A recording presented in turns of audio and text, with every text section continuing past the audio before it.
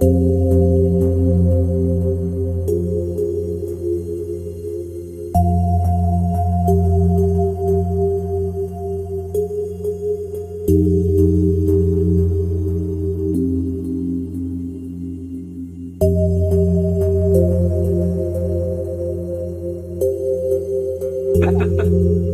I said, I've got some links here for Craig that I'll put in the chat, but I'm going to hand over to him now, and he's going to talk to us about a history of parapsychology. Is it tour? Yeah. It's a tour of parapsychology. Tour of parapsychology. I do beg your pardon. Craig Weiler, ladies and gentlemen. First of all, thank you all very much for having me. It's wonderful to be here and talk about my very favorite subject in the entire world. So I'm going to begin this with a definition of parapsychology, because there are two terms that get confused, the paranormal and parapsychology.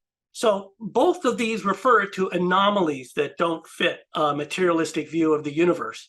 But parapsychology in particular refers specifically to science. And paranormal is basically everything else. So science is something very specific, and I know most of you know what this is, but I'm going to go ahead and sort of define it anyway. So it's a collective effort to gather, store, and share objective information about the universe in a consistent, rational, and orderly manner, and it's limited to what can be measured. This is a very important part about science, that science is about what can be measured, and if you look at it in that light, you can understand more easily what it is and what it isn't. And I'm not going to get into that discussion because that's like a whole nother thing. So what we typically see in science is an attempt to reduce or eliminate variables, a consideration of alternate explanations, theories and conclusions that have to be consistent with objective measurement, openly sharing that knowledge, and independent review of what has been studied. And to accomplish this, we have scientific organizations. Members typically have advanced degrees or have proven themselves in the field. There are members who conduct experiments and write them up in papers, which are reviewed by their peers. And if they pass muster, they're published in scientific journals, which anyone can access, provided they have money sometimes. But anyway, when I refer to parapsychology, this is what I'm talking about. Scientists, scientific organizations, and scientific processes. And what they study is psychic phenomena. So this would include telepathy, mediumship, precognition, and a whole host of other things. So many of you are familiar with the history, so I'm going to be brief here. The origins of parapsychology begin with the Society for Psychical Research in 1882. This was with Frederick Myers, Henry Sidgwick, and Edmund Gurney, and also the American SPR, which was founded in 1885 by William James. So the beginnings of the history, they investigated mediumships and poltergeists mostly, seeing what they had in common and determining whether magic tricks were occurring, whether they were fraudulent or not, and generally trying to gain an initial understanding of the phenomena. Of course, they found a lot of nonsense, but they also found some people and events that were unexplainable by ordinary means.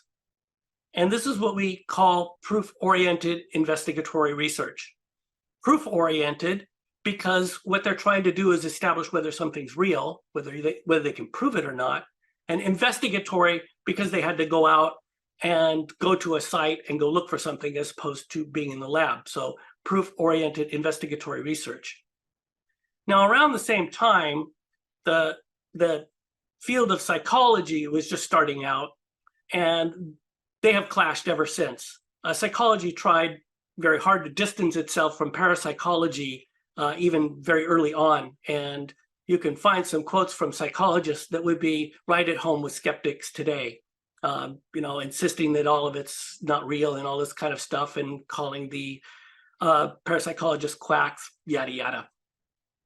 So let's fast forward to 1930 here. J.B. Rhine opened up a parapsychology lab at Duke University after being inspired by a speech by Arthur Conan Doyle. I'm sure you know who he is. So Rhine is the father of controlled experimental trials in psychic ability. Now, there were some before him, but what he did was just orders of magnitude larger. He really made this into a thing as opposed to just a few experiments here and there.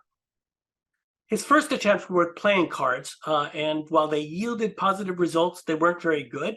And he kind of had the feeling that the playing cards were part of the problem. And this is where Zener cards come from.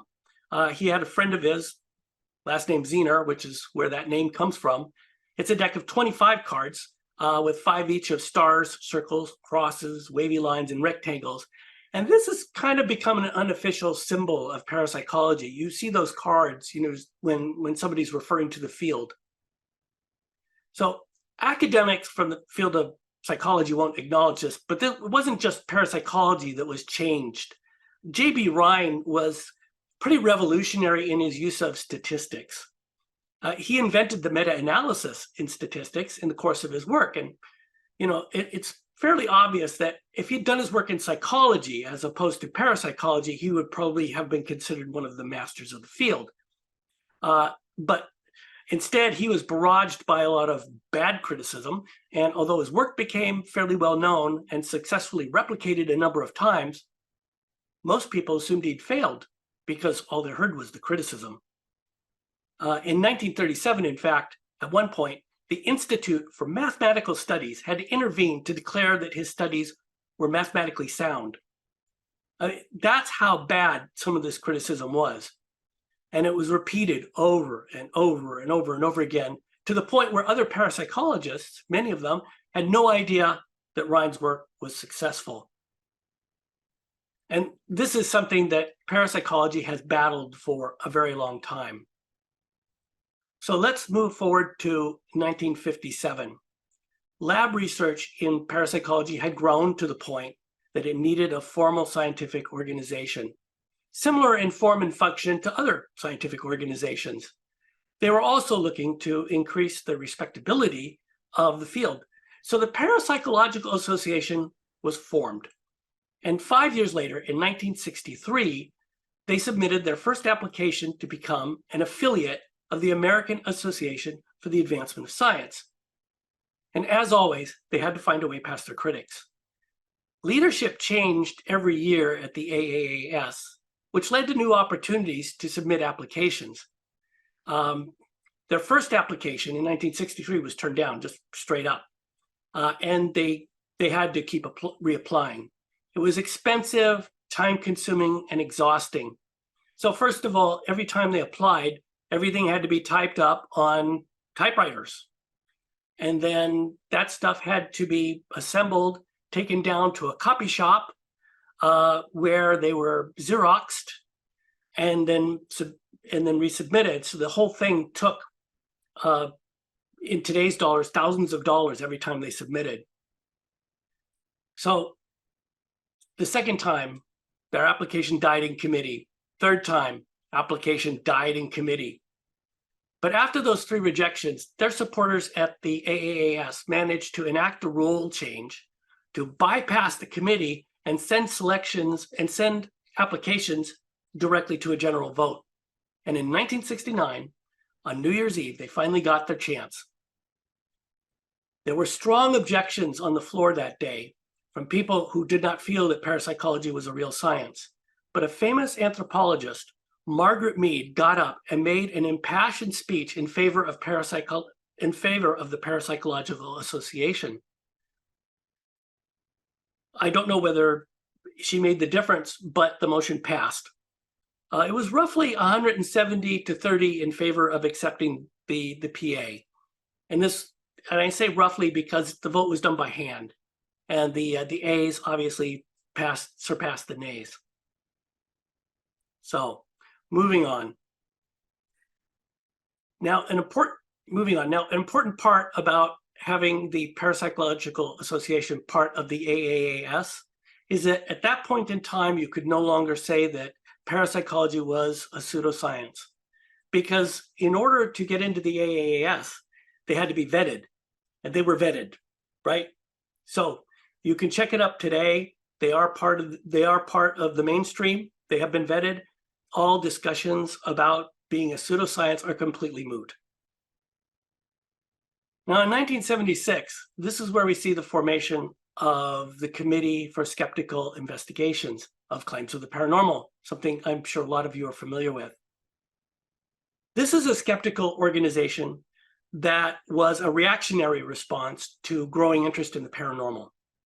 And after a disastrous start that began with the purge of moderate members and an investigation into astrology that proved the exact opposite of what they were trying to achieve, the organization settled into a largely public relations role, preferring to snipe from the sidelines rather than do any serious investigations. This had a very large, chilling effect on parapsychology in general as a scientific field, because they misrepresented the research, they portrayed the scientists as incompetent, and tediously questioned everything and anything the researchers did and put them in the most negative light possible.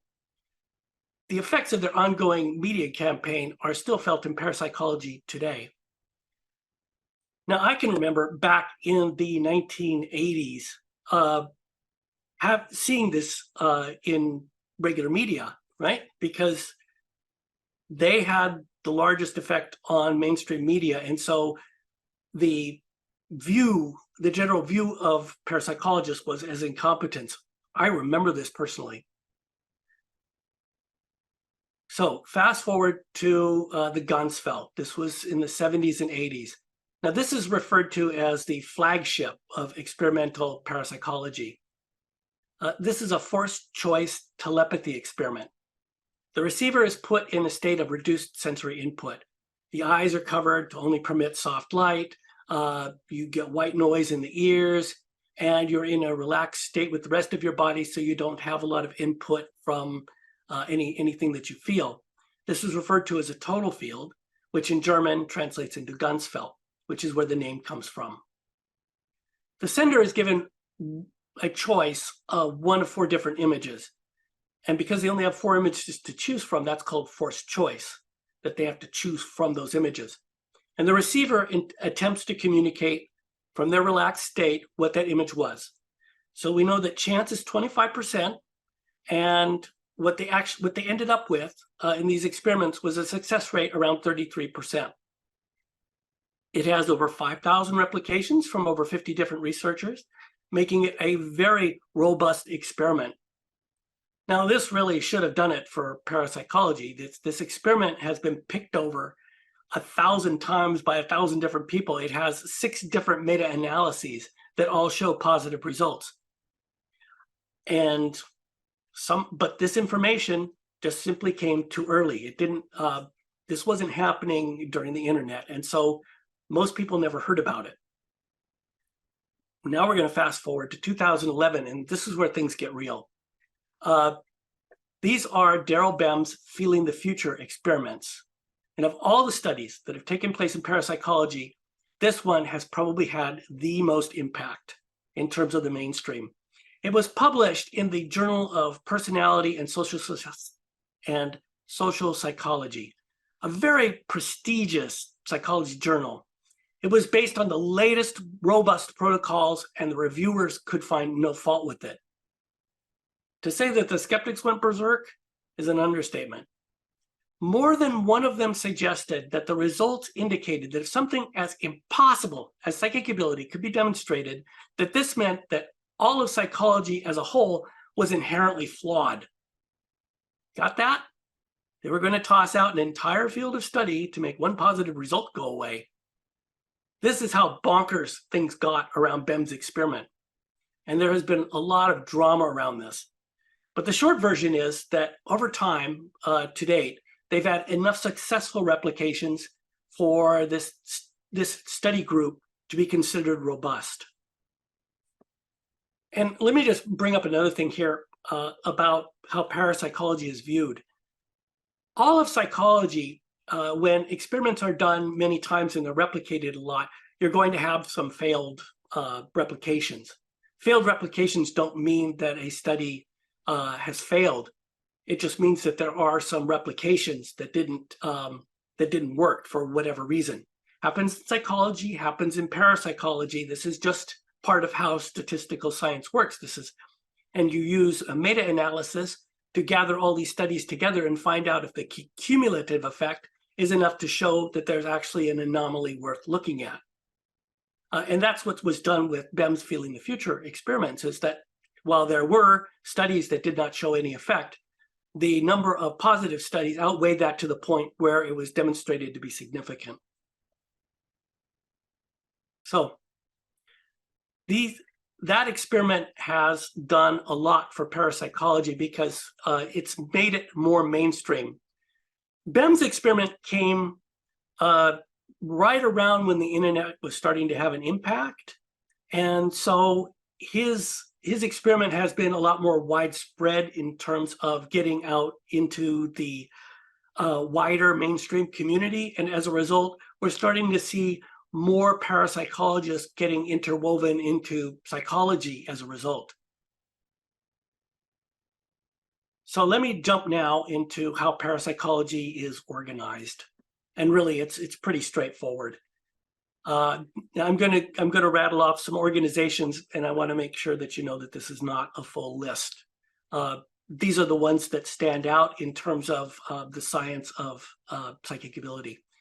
And the lead scientific organization is, of course, the Parapsychological Association. They're the ones that are the only organization that is part of the AAAS. Full membership is limited to those with advanced degrees, and they are responsible for parapsychology scientific conferences. And science is really all they do. The Parapsychological Association is just laser focused on science and the scientists involved. And then you have, of course, the very large and very popular Society for Scientific Exploration. This is a large scientific organization that operates as a catch-all for fringe subjects that are approached scientifically but aren't mainstream enough to be published elsewhere. The spectrum of subjects is too wide to cover here, but there is crossover to parapsychology. Some of the more interesting studies on healing have been published in their journal, the Journal of Scientific Exploration. Another one is the Rhine Research Center. Now, they are responsible for some experimental research, such as with biophotons. They manage the Journal of Parapsychology, which is the main scientific journal of the field, and they're known for their absolutely excellent educational outreach. You know, the Society for Psychical Research, they're mostly famous now for their Sciencyclopedia, which is a fantastic resource. And if you have not been there to check that out, please go to that website. You can Google Sciencyclopedia and it will pop right up. It's very high in Google search now. Excellent, excellent resource. It was done, of course, as a counterpoint to Wikipedia. Whole nother story. Another institution is the Institute of Noetic Sciences. They do a lot of research, including psychokinesis, precognition, proximal and distant healing, mediumship, capacities associated with meditative practices, and spontaneous remission. And they're well known for their scientifically based transformational workshops. Another one that you've probably heard of is Windbridge. This is run by the husband and wife team of Mark Boccuzzi and Julie Beischel.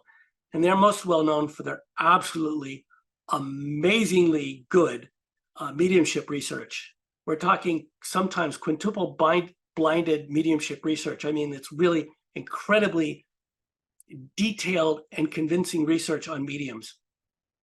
And the last one I'm going to address here is the HeartMath Institute, which you may or may not have heard of. They conduct research on human energetic interactions, physiological investigations, and global coherence. Now, moving on here, we've got the researchers, and they don't necessarily belong to just one organization. In fact, you see a lot of them moving between organizations. Now, just let me jump back here for a moment. I just want to say the institutions, this doesn't encompass all of them. There are way more institutions. They are in Russia, China, Australia, Germany, France, Brazil, and India. to name a few. And not everyone has the same cultural assumptions with their research, which makes this kind of interesting. And sometimes there's, and I've run into this occasionally, is there's research out there, particularly from Russia, which is hard to access because it hasn't been translated into English. So what about the parapsychologists themselves? One of the things that I've noticed about people who enter this field is they do so almost purely out of scientific interest. And one thing they all seem to have in common is they don't really care what other people think of them. They are following their joy. I see this over and over again. You know, when the scientists talk about their research, like a light goes on in their eyes. They just love this stuff, and you see that in absolutely everybody. And this plays out as some of the best scientific practices you're likely to find anywhere. It's a quality of science born out of a genuine curiosity, and there isn't a lot of egoism, and there certainly is no academic ladder climbing associated with parapsychology. A reason for this is that there's very little to no status to be gained in the field, aside from what people can achieve for themselves with their books or on social media. And certainly, the more you put yourself out there, the more you're going to be on the receiving end of some sort of attack. That's just kind of how the way things work with parapsychology. The scientists I see pursue this rarely have academic support for their work, although it does happen. The easier academic path seems to be waiting for tenure to pursue parapsychology projects, or for emeritus professors or retired PhD with some extra money. Now, in Western world, when you're talking about getting tenure and stuff, this is obviously going to favor white men. This is just one of they have the same problem as the rest of science in terms of that kind of thing. The toughest path is to try to make a career of it. And to date, only one person has had an entire career in parapsychology funded by the government. And that was Ed May, who helped oversee the CIA Stargate project. Now, another person who's done extremely well with a different approach is parapsychologist Courtney Brown. He has a Vimeo channel that makes good money doing remote viewing. In fact, he has remote viewers who are doing this as a profession. In other words, his channel is making enough money to pay him and pay his remote viewers enough so that everybody is making a living from this. Researchers do what they can to stay in the field. Parapsychology just does not have a lot of money, and so people tend to scramble a little bit. So moving on, parapsychology has existed for over 100 years before the internet, and while there were spikes in popularity, it was constantly at the mercy of academic and media gatekeeping. And this massively distorted public and academic perception of parapsychological research. Now, for those of you who grew up with the internet, this is going to seem rather foreign, but gatekeeping was a really big issue because it was much harder for information to reach a broad audience back then. If it didn't make it onto TV or into the news or into a popular magazine, nobody heard about it. And as you know from today, this is good and this is bad. So it was a lot of work to pursue offbeat topics like parapsychology, because to make any headway, you had to go into libraries and stuff, because in the media, the perception was distorted and you had no idea even what to look for. Finding something required going to the library, finding the book, and then from there finding something else. And the process was very slow for the people who knew what to do. And along the way, you would hear from people that parapsychology didn't exist at all, that it was a pseudoscience, and so they would try to stop you dead in your tracks that way, well-meaning but wrong. And because information was so hard, correct information was so hard to come by, it was rare to see this it was rare to see the skepticism disputed. So nobody really knew what parapsychology was doing. And so skeptics basically had a field day making up whatever they felt like to paste parapsychology with the worst brush possible. Then there was the matter of the skeptical master of the media, which I'm sure all of you know, James Randi. Now, he was a magician, and he made his name trying to embarrass well-known psychics. He created the $1 Million Challenge for Psychics, where he supposedly offered $1 million to anyone who could prove their psychic ability to him. This was terrific in soundbite form. It was the greatest gift to skepticism ever. And it formed the backbone of his media campaign against psychics and parapsychology. I looked into this challenge deeply. I wrote about it. It's in my book. I followed a couple challenge attempts to the very end. I looked at the organization as a whole, and I came away convinced that the whole thing was basically a propaganda campaign, mostly there to suck up money from skeptics who joined his nonprofit foundation, so that he could pay himself a salary and command high speaking fees. That's how it looked to me. I say this because everything about the challenge at the time was done on the extremely cheap. Randy spent almost no time and effort overseeing it. And although the organization took in hundreds of thousands of dollars some years, the total value in grants in any 1 year was $10,000 divided between 4 people, basically the minimum he could get away with. Randy paid himself about $200,000 a year. So this looked to me like a money grab. From a scientific standpoint, his challenge was a complete non-starter. No documentation, no replication, no building on previous experiments, no honest dialogue with critics, and on and on. And if I exposed something, they would just deny access to it. In the early years of the internet, the organized skeptics had the upper hand. And since the Committee for Skeptical Investigations of Claims of the Paranormal was always a public relations organization, they transitioned rather seamlessly into dominating key areas of the internet at the time, either through new projects, such as gaining influence on Wikipedia and creating various websites, including the Skeptics Dictionary, which they would reference then on Wikipedia, or through influence in media organizations that they already had ties to. This was the state of parapsychology and the internet when I entered the fray.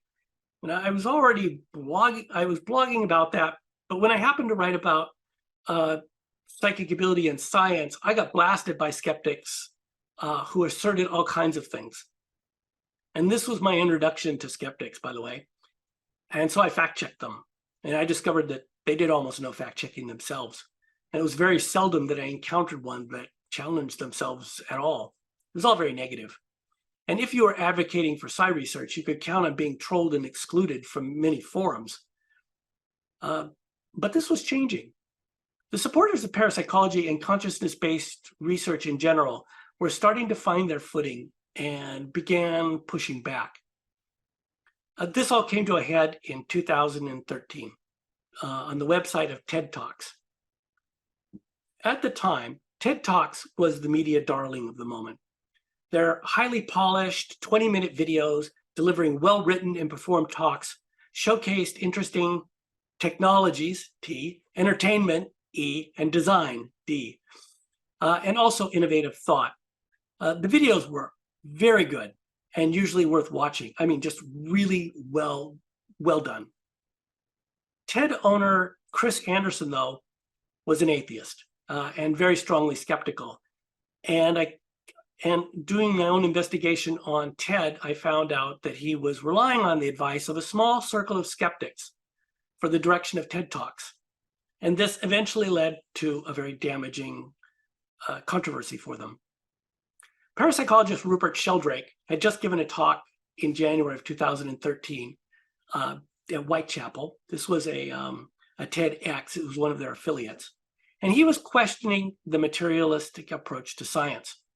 Not rejecting it, just questioning it. Archaeologist Graham Hancock had also given a speech about the war on consciousness, and both videos were effectively banned from TED. But to TED's absolute credit, they held a discussion about it in various comment areas on their site.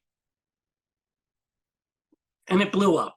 I mean, this got huge. And part of the reason for that was that I caught it early on, and I ran around to everybody I knew and spread the word that this was happening on TED. And from there, they spread the word, and it just became a tree of people. And tons and tons of people got on those comment threads, and they ran to over 1,000 comments with intellectual luminaries from around the world chiming in on the discussion and talking about it in their respective media channels. So TED formed a secret science panel. Why it was secret, I have no freaking clue, but they felt it was necessary. And they put out a ridiculous set of objections to the content in both videos, which both Sheldrake and Hancock disputed so easily that the objections were removed. And TED management did not back down and instead declared victory. This was entirely predictable, but they just had to go down that path. There were a ton of other things that they could have done that would have saved their reputation, and they just had to do this. They removed one of their TED affiliate productions just a few days before it was held, for example, throwing the producer's planning into utter chaos and costing her thousands of dollars.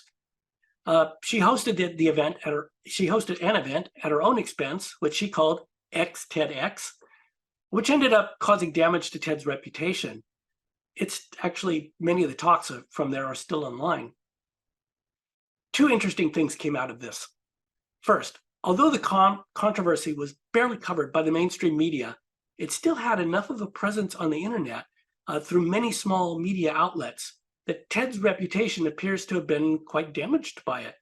After this controversy, they were no longer media darlings, and they stopped getting a lot of the free attention that they were used to, and they aren't much of a presence anymore. The controversy seems to have gotten past their traditional gatekeepers and ended up having an impact. I didn't realize this until later, that it was a clear indication that the rules of the media game were changing fast. I'd grown up with everything being one way, and the fact that this was changing quite rapidly certainly caught me by surprise. And the second thing that happened was that Sheldrake and Hancock's reputations soared after that, largely on the backs of their banned videos, which ended up getting millions of views. It was really astounding. Both of these guys just took off after that. I'm certain that if it wasn't for Hancock's TED banned video, he wouldn't have been on Netflix, for example.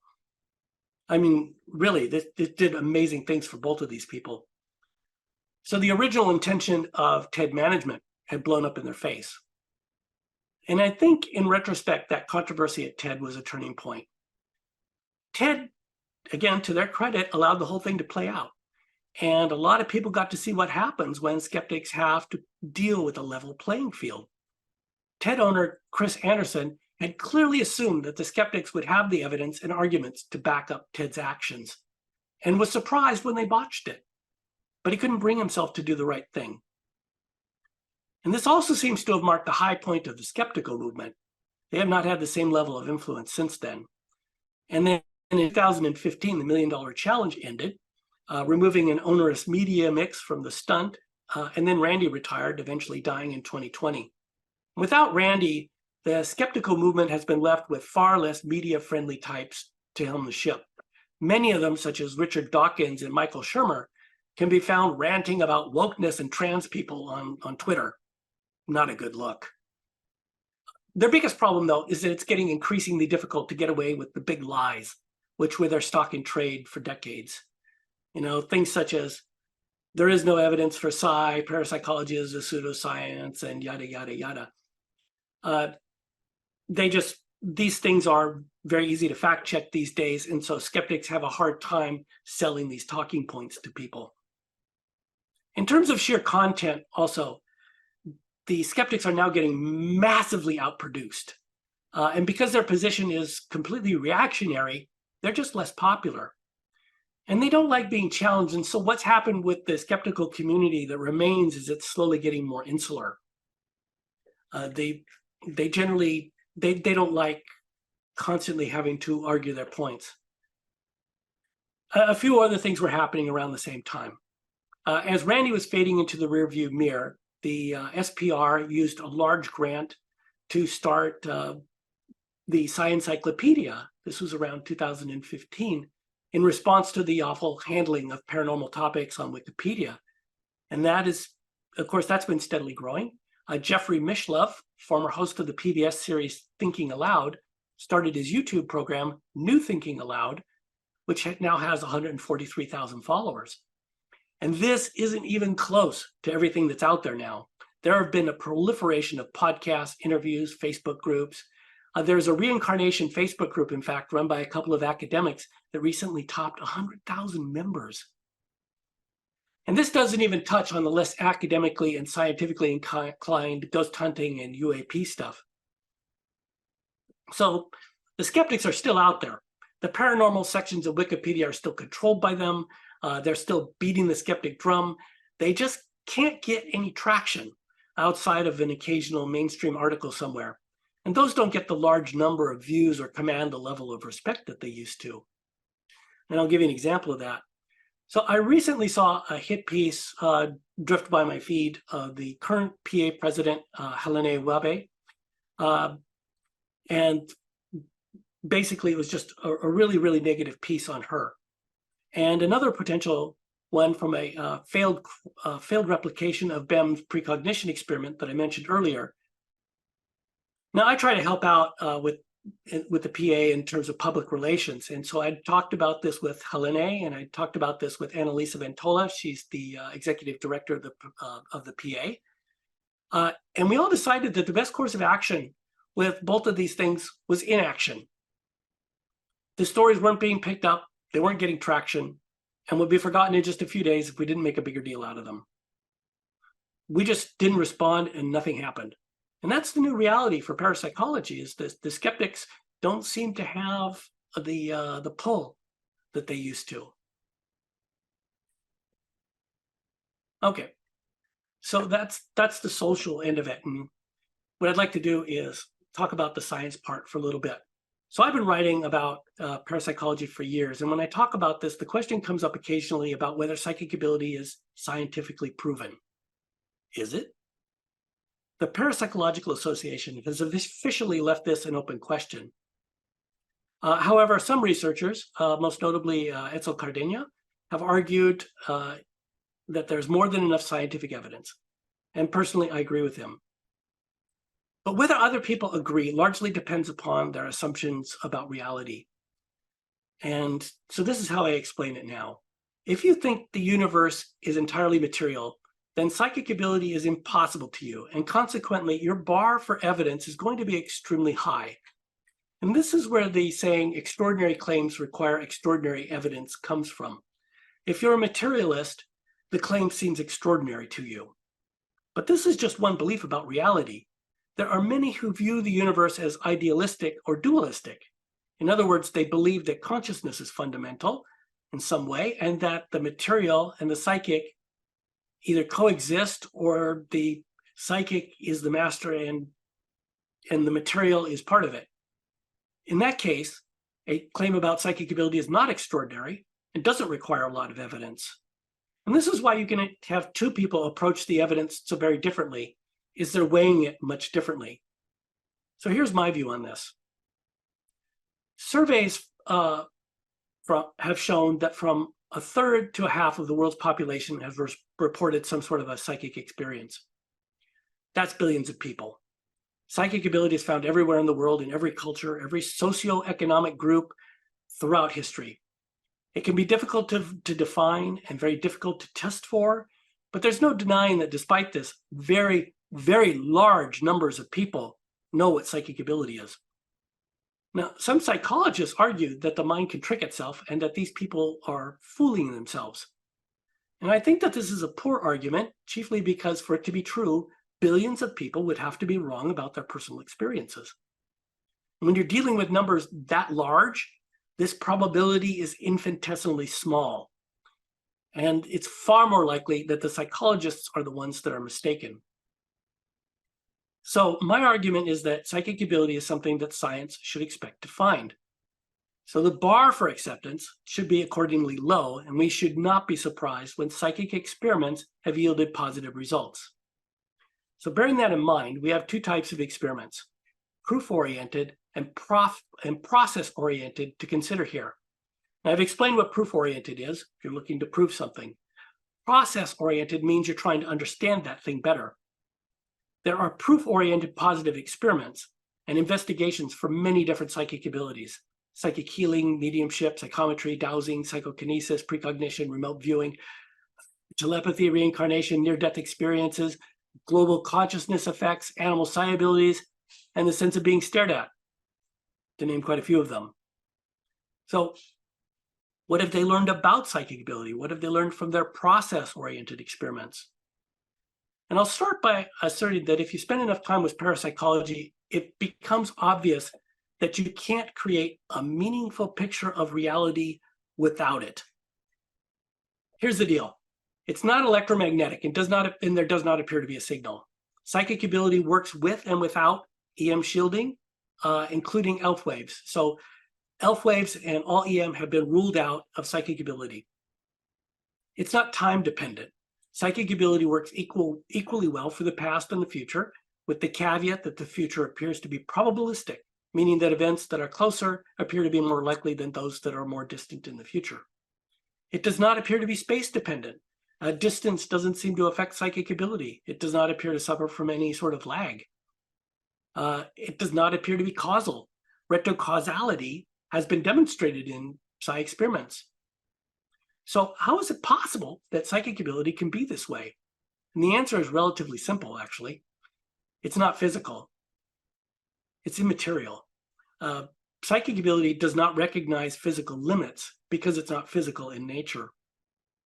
We see some of this in quantum physics, for example, where the boundaries of what is physical begin to blur. Entanglement and wave functions, for example, operate independently of space.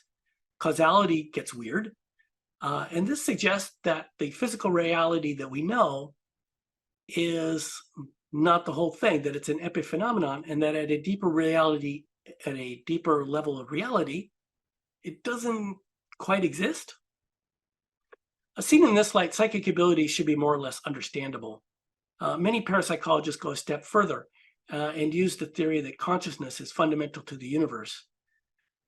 This theory works well with psychic ability, and it's one that I embrace because it's explanatory. One of the things that comes out of psychic ability, for example, is that the idea that your beliefs shape your reality. So this has been demonstrated in some experiments, and it's a very important point to know that your beliefs are shaping your reality. And that pretty much wraps this up. I hope that this overview helps a little bit in understanding this field. Part of the problem in doing this talk is that absolutely every point I've made is its own rabbit hole of information and controversy, which can go on forever. So forgive me if I haven't gone into some things with much depth. It's just the nature of the field. Thank you. Craig, thank you so much for that talk. It was very interesting and thought-provoking. So what we're going to do, if you just bear with me, is go through some of the questions and comments that we've got here. And if anyone has any extra questions that they don't get time to talk to you about here, then they can pop them in an email to Claire and she can forward them on to you if that's okay. Oh yeah, that's fine. In California, isn't it? It's cold here in Cheltenham. Anyway, while we're getting the questions up, Craig, so belief defines reality is your current position, yeah? I mean, are you a neutral monist? A neutral monist? I'm sorry, what? I don't understand. Sorry, philosophy of religion. Okay, sorry, my background's philosophy of religion, so I tend to go up into philosophy. In philosophy, the notion of epiphenomenalism, the notion that that this is an emergent phenomenon, is obviously often referred to with mind and brain. Mind is seen as an emergent property of brain, and consciousness is therefore dependent upon brain. John Belloff and many of the other great philosophers of science, however, were, I think, at the end of the day, more Cartesian dualists. They believed that mind and brain were separate. Now, Bertrand Russell was interesting because he was a neutral monist. He believed that mind stuff and matter stuff were ultimately of the same nature at a deeper level. So they were both emergent expressions. Consciousness and physicality are like forces and matter, emergent properties of the same underlying stuff. So that was how I got really into psychical research, actually. I was doing my philosophy of religion degree, and philosophy of science, and I suddenly realized that actually most of the things I thought I knew were not so, and that there were boundaries to scientific knowledge, and that methodological naturalism or ontological naturalism, ontological naturalism is not methodological naturalism, so atheism and the scientific method are not the same thing. So that was what threw me into the position. I'd seen a ghost when I was 18, but that was what threw me very, very heavily into tearing into a lot of the positivist reductionist views of science that were popular in the 80s and 90s, and that kind of neo-Popperian reductionism that just become completely dominant, by which everyone thought they knew what reality was. But anyway, that's neither here nor there. That wasn't what I was going to talk to you about. What I was going to say is, what did you think of the first sight hypothesis? Have you read it? Because I couldn't get my head around it. So could you tell us a bit about that? So the first sight, this is Jim Carpenter's theory. Yeah. And what it basically says is that psychic ability is always on. It's always in the background, and it's that it's affecting our senses constantly. In other words, everything that we do has a psychic component to it all the time. That it's just, this is part of our ordinary sensory experiments. Ordinary sensory experience is that psychic ability is always there, and we only notice it when it jumps out or becomes stronger in some way. That tends to flip the switch of, oh, this doesn't look material to us, but in fact it's always there, and it's supplementing all of our senses all the time. So it's very much like Bem's hypothesis of pre-habituative, what's it called? Where you're seeing a moment or two into the future to give you a survival. Presentiment. Yeah, that's it, presentiment. I was trying to remember what the term was. Very similar to that, is it? Because I tried to read the book. I've tried several times to read the book, and I still haven't. Oh, it's horribly hard to read. Yeah, I will grant you that. I got far enough in to understand what was going on, and then when he was starting to talk about the research and stuff, it was just it got to be too much. I got the main points out of it and pretty much stopped. Right. I mean, I flipped through it and kind of understood where he was coming from, I thought, but I just never managed to actually follow the book. And that was why, and it was one of those few books in parapsychology that I have actually put down and just thought, okay, I mean, in some ways, it reminds me a bit of before, who was it who first proposed it? It's going back a long time. Somebody, Rogo certainly believed it, Scott Rogo, but I mean, other people have put it forward. The notion that if psi exists, it might be that it's manifesting as luck, that what other people see as luck or destiny or fate is in fact psi. And so that was why Wiseman and Smith did, Wiseman did his PhD on the luck factor, on the notion that luck was in fact, what were the psychological explanations for luck rather than psi ones. Do you think there's a relationship between luck and psi? Yeah, in fact, Russell Gruber did some experiments on that. One of his students did their masters on luck and psi. And what they were looking for was strings of success. So you might have an overall result that results in some in a null thing where everything equaled itself out. But when you look at variance, and this is something that's been showing up in more recent experiments, is that they're studying variance more than the end result. And so what it showed was they would get strings that were very, very unlikely statistically. So strings of success and strings of failure, that when people were putting their mind to it, those strings of success, regardless of the overall outcome, those strings were anomalous. I'm now starting to think about John and Dunn and the Princeton Engineering's Anomaly Research Unit. I mean, is the pair data still considered to be state of the art for machine-mind interaction, or has that now been repudiated? Well, I mean, the experiments are what they are. Paralab did their thing, and then they're like, "Yep, we proved it. We're done." And that's pretty much how experiments work. People don't come by later, and look at this massively replicated sets of stuff and say, "Oh, we need to keep doing this." Well, sometimes we do, but I mean, it took 15 years, so I don't think anyone's ever going to have the chance to do it again. Yeah, well, this morphed into the Global Consciousness Project. because a lot of the techniques that were used in that have been repurposed to establish the existence of a global consciousness. Are they still making the little egg things? What were they called? Overses or ovoids? The consciousness random number generators that they were positioning. Oh yeah. I think for about $200 you could be part of the program. Wow, we should buy one for ASSAP. We really should. You see, this is the kind of thing that I get very enthusiastic about because I'm deeply warped. But just look up Global Consciousness Project. I know Roger Nelson is no longer in charge of it. He retired, but I mean, it's still ongoing. Yeah, I think the Heart Math Institute is involved in that in some way, but I'm not quite sure what because I'm not really in contact with them.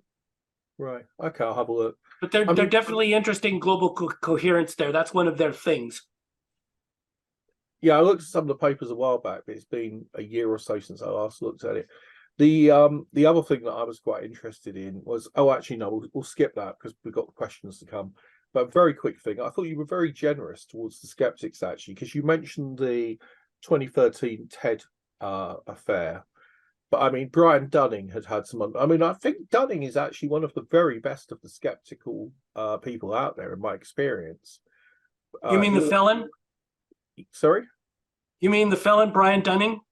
Exactly. I wasn't the felon. Yeah, exactly. But I mean, he is. Yeah, for the crime of fraud. Yeah. But actually, as an author, just so we're clear on this. Yeah, on the author, but. Yeah, you didn't mention that. You didn't mention the same about Randy and his boyfriend and the rather questionable way in which his boyfriend used a passport that was purchased illegally, stolen from a Brooklyn teacher who was unable to attend his own sister's wedding because he was in custody for immigration fraud for trying to use his own passport because Randy had, Devi Pena was going under the assumed name of, I believe, Carlos Alvarado, if I remember correctly. And it stolen that person's identity. They had not stolen it for money, which is why the guy got off rather light.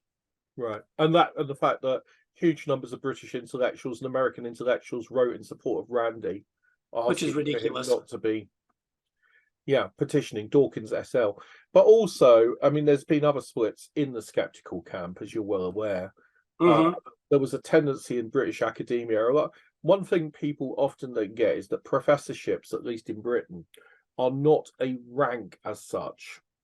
They are more like a sponsorship, and many professorships are essentially paid for by an individual so they can appoint their friends, or that the university can be persuaded to appoint their friends to a position. And there was an awful lot of creation of professorships to pursue a skeptical agenda. But there are other things you didn't mention as well. I mean, some of the scandals around the Dorking community and the falling out there. There were huge numbers of arguments. The Rational Response Squad, they were a laugh. I don't know if you remember them. They were a bunch of sort of proto-TikTokers.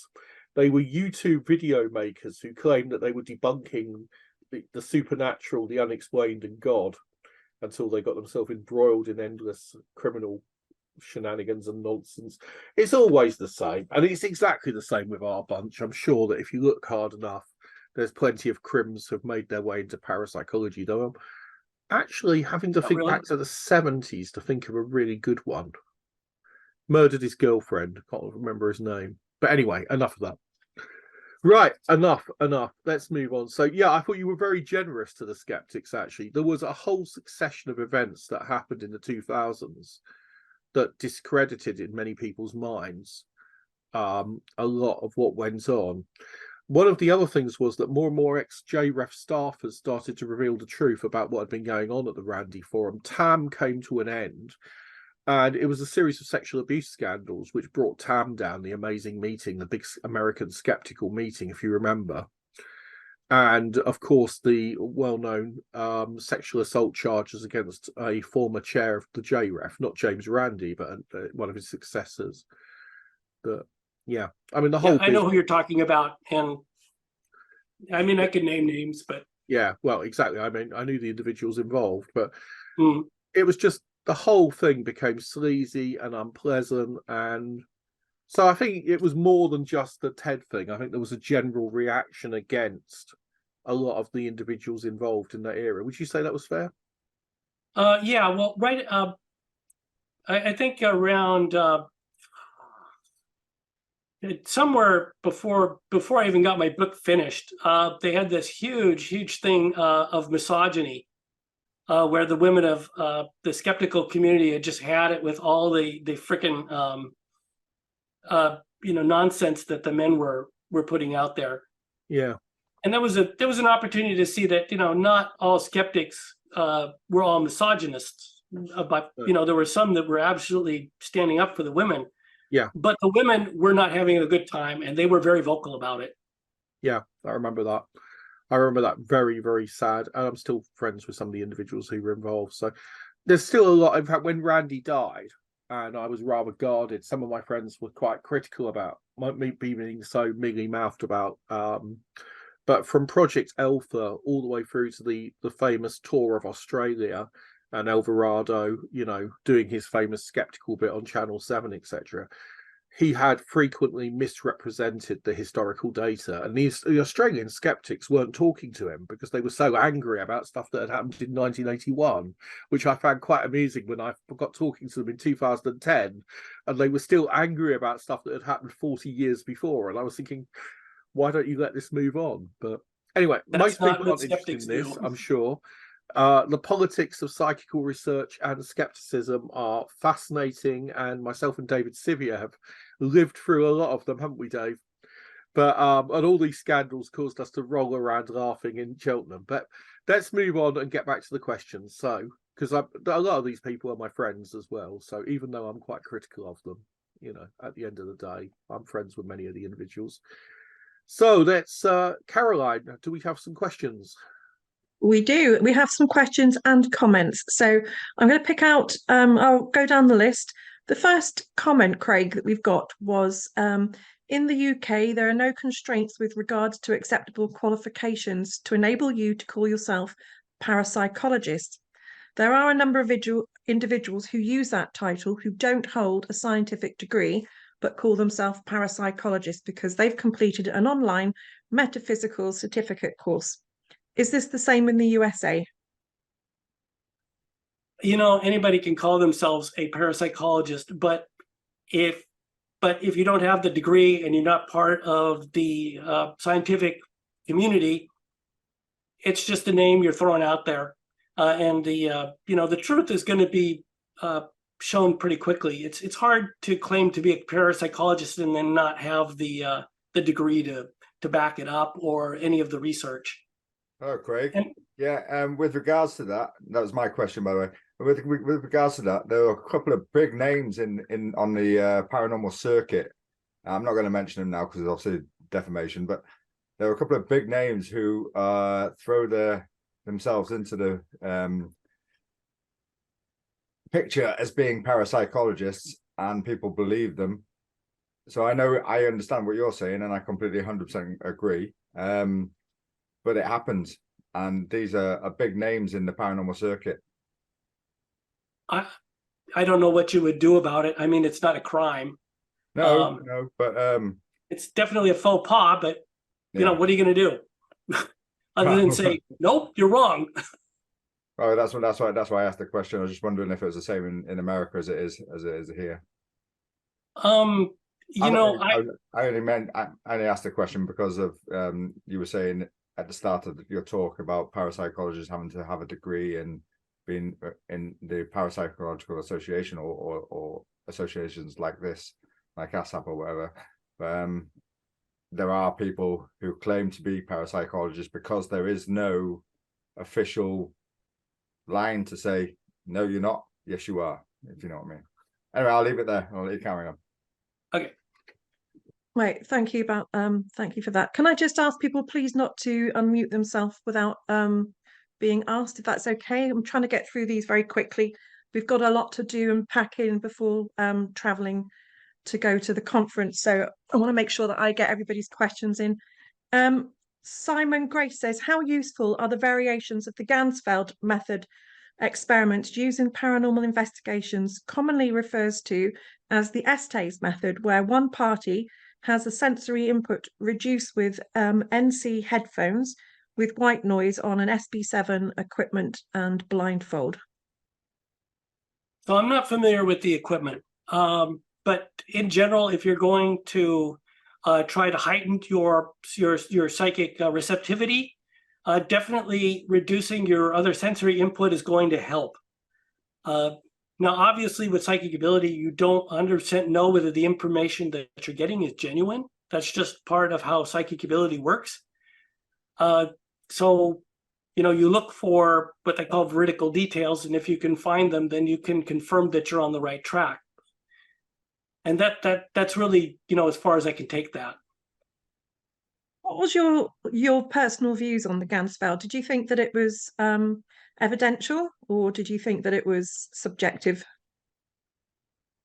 Well, I mean, I don't think you could do a better job of demonstrating the existence of something. The experiment itself, having been done by so many people and having been picked over by so many others, you know, for example, with an experiment, when you have 50 different researchers doing something, you have a lot of different eyeballs on that method, and you have a lot of people making their minor variations to your experiment because you can't do it any other way. There's no such thing as an exact replication. So when you have all these different people working at it and still coming up with relatively robust experiments, I mean, still coming up with, you know, positive results in much the same manner, even skeptics have done this, then what you have is a very robust experiment. I mean, it's better than a lot of experiments in that, you know, it's been done by so many people and still shown positive results. I can't see how you would do better than that in terms of demonstrating the existence of something. Thank you. Thanks for that. Dave Sevier goes on to say that it comes in two parts, so just bear with me, Craig, with this one. I wouldn't call Graham Hancock an archaeologist. He's an articulate, archaeological informed, but most of what he says is straight out wrong. There are a number of archaeologists on YouTube criticizing and tearing into shreds his Netflix show. He exceeded my boggle threshold when he appeared on the Joe Rogan show and told him that the pyramids could have been built by telekinesis. The second part, he says, I should make it clear I'm not dismissive of phenomena like micro PK. I just don't think it's strong enough to levitate solid stone blocks of many tons. Well, for my part, I would just ask the question, were you there? I mean, really, when you get down to it, we don't know what happened. And it's been my experience in examining the controversy around parapsychology that critics, even when you have a bunch of them, aren't necessarily right. You know, it just tosses a lot of science up into the air when you look at how things are criticized, that just because somebody criticized Graham Hancock and just because they say that his work is all a bunch of nonsense does not mean that they're correct. You really have to make up your own mind by following this thing down the various rabbit holes and making up your own mind on this. Otherwise, all you're doing really is just finding out who agrees with your view and going from there. You have an opinion, but if you haven't examined the evidence yourself, then it's really not informed. You're just choosing who to believe. Thank you. Eric Lewis goes on to say, mind is like a parachute, functions best when open, which is a quote. Definitely. You've got a lot of thanks coming in here for the talk that you did. Robert Stenton says it's 100%. People are formatted to point of creation 0.0. The reaction over time is their perception of the realization. By simply plucking a point to work from is fooey.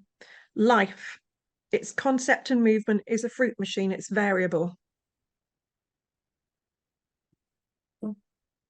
Yeah, I mean, life is very open-ended, and your beliefs and your values will determine your direction. So, yeah. Excellent. Right, just bear with me while I'm trying to go down to the next lot of questions. Rob Gandy said, great talk. Something has cropped up, so I have to leave. Hope the conference goes well.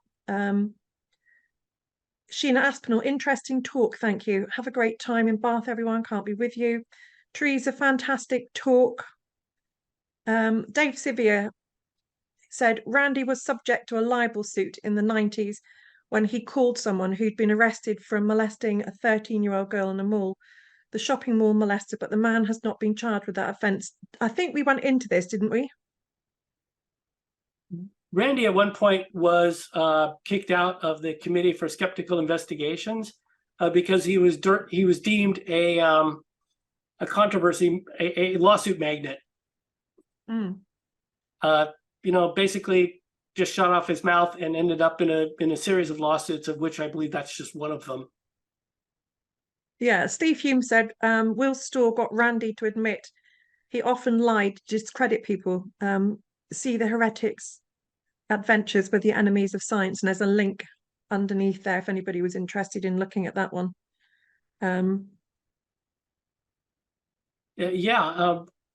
Randy lied. I mean, this was something that I covered in my book. He was not. And see, this is one of the things about if you're going to run a challenge like that, like he did, you have to have an absolutely sterling reputation. People have to believe, and not just the people who like you, but also the people who dislike you. Everybody has to believe that you're on the up and up. And Randy was never convincing in that way. He lied all the time for his own gain.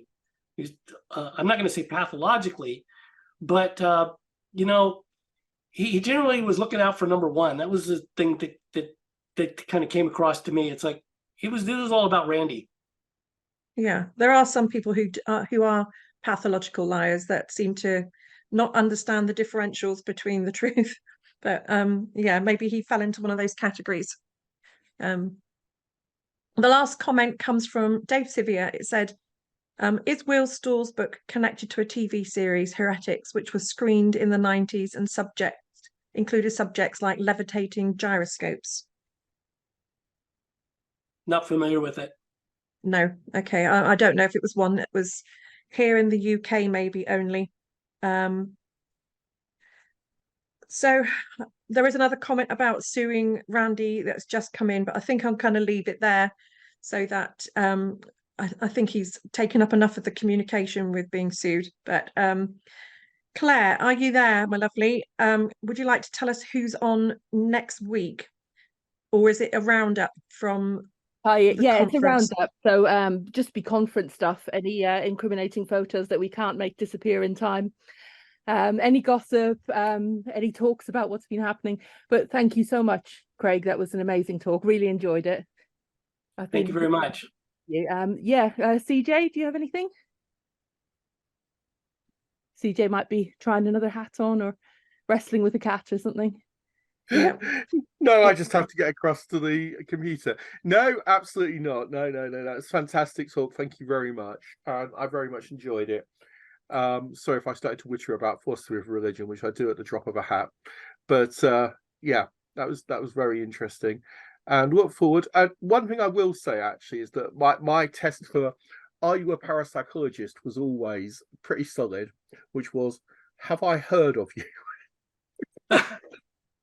Almost back in the days when I was young, when I was growing up and reading the journals, there were only about 30 to 50 parapsychologists in the world. Nowadays it's a bit more complicated because, for example, my girlfriend has a PhD in parapsychology, but a lot of people have probably never heard of her because she hasn't published a lot. But the majority of people who did actual proper academic parapsychology over the years were part of a very small community. So if I say Kel Cooper, for example, or Matthew Smith, or I talk about Honiton, or I talk about, there's just a number of names that are famous in Britain, and I'm thinking back to the 80s and the Gansfeld community, but I could also mention people like D. Scott Rogo, who I certainly would accept as being at heart a parapsychologist. I mean, I don't know if he was ever a member of the PA, was he? I'm sure he was, but he didn't ever have a master's degree in the subject, did he? Did D. Scott Rogo? Don't think he did. But it was a number of people who knew each other, and that was how it worked for a very long time. But the other way you can test is ask people, do you know what D-Mills is? D-M-I-L-S. And if they know an acronym like DMILS, then they're probably a parapsychologist, direct mental interaction with living systems, which is just a parapsychological jargon term that nobody would ever use outside of a journal. Because it just means like psi healing or distant healing and stuff like that. There's just a number of jargon terms that you learn when you're reading them. Or what do you think of Etzel Cardina's Varieties of Anomalous Experience? That's another classic of parapsychology. You can ask about Broughton's book on parapsychology or something like that. But I don't know why anyone would want to claim to be a parapsychologist, because it's a bit like claiming to be a dentist, isn't it? It just associates you with misery, pain, and endless tragedy. Well, I can tell you, when you mentioned that you're involved in parapsychology, it's great at parties. Oh, it might work for you. It never worked for me. I didn't have the body to pull it off, clearly. All right, have a great night. Thank you very much, Craig. It was a pleasure to hear from you, and I'll speak to you all again after the conference. I'm going to go and lay down some more because I'm now, fortunately, touch wood, better. Looking forward to the Rounders match tomorrow evening or Saturday. I don't know when we're playing Rounders. Claire, you'll have to organise that. But that's a high point of the conference, and I'm looking forward to the experiments, and I'm going to try and bring the Psychomantium down so that we can do some more work with that. Take care, all. See you next week. Take care. God bless. Good night, everyone. Good night. Good night, Right. everyone.